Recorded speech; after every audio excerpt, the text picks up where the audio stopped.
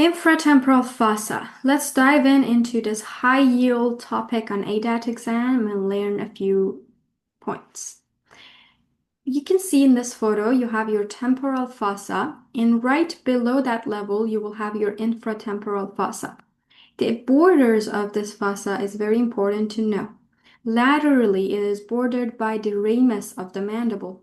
So in order to see the infratemporal fossa and its contents, you need to cut through that ramus. Let's learn about the other borders. So laterally, we talked about ramus, and you can see that it's right below the zygomatic arch. Anteriorly, you have the infratemporal surface of the maxillary bone. Superiorly, you have the infratemporal surface of the greater wing of sphenoid. Between those two surfaces, you have the inferior orbital fissure separating the two. Medially, you have the lateral surface of the lateral trigoid plate, and between that anterior border and the medial border, so between the maxillary bone and the trigoid plate, you have trigomaxillary fissure, which is the communication into yet another fossa that's very important for IDAT. That's called pterygopalatine fossa. Posteriorly, you have your mastoid process of the temporal bone and the styloid process of the temporal bone. So that will be your posterior border.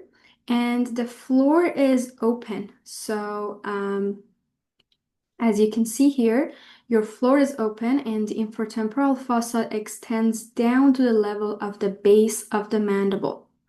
Now that we know the different borders, we also need to know its contents. Let's start with the vascular contents. So one of the most important vascular contents is the maxillary artery.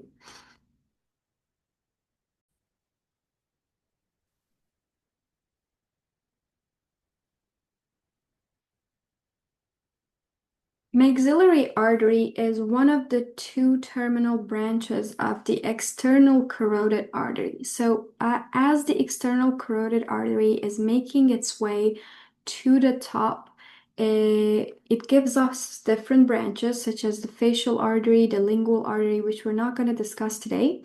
One of the two terminal branches is maxillary artery, and the last terminal branch is the superficial temporal artery. Let's follow these maxillary artery. So it divides from the external carotid artery at a right angle, then courses medial to the neck of the condyle, so medial to it, comes down and then enters that trigomaxillary fissure that we talked about in order to go into pterygopalatine fossa. In each part of its course, it'll have different divisions. So in its infratemporal part, it will have a division into inferior alveolar artery, which will course with inferior alveolar nerve to provide the vascular supply to the lower teeth and lower jaw. It will have the famous middle meningeal artery.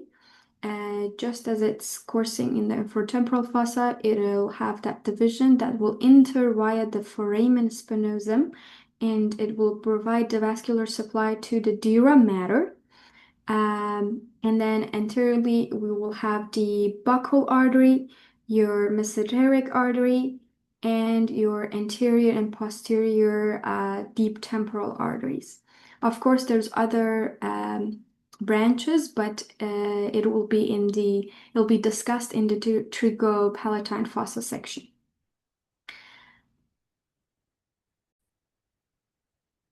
Now let's talk about the nervous structures within the infratemporal fossa. On the roof of the infratemporal fossa, in the greater wing of sphenoid bone, you have your foramen ovale. From this foramen ovale, a cranial nerve 5, division 3, so mandibular division of cranial nerve 5 will exit. As it's exiting, it will have different branches. So it will have your lingual nerve, your inferior alveolar nerve, um, and which will course and then become give off the mental nerve branch. And you will also have the otic ganglion associated with this nerve. Um, Another important thing to know is that the chorda tympani nerve of the cranial nerve 7 exits the it exits through the petrotympanic fissure and joins that lingual nerve, hitchhikes that lingual nerve in order to go to sublingual and submandibular glands, as well as in order to provide the 2/3 of the tongue's taste sensation. Um, Anteriorly, the divisions of a V3 will be deep temporal nerve, buccal nerve, and mesenteric nerve. Posteriorly, it will be the inferior alveolar nerve, lingual nerve, as well as auriculotemporal nerve, which innervates the auriculotemporal nerve. Lastly, let's discuss about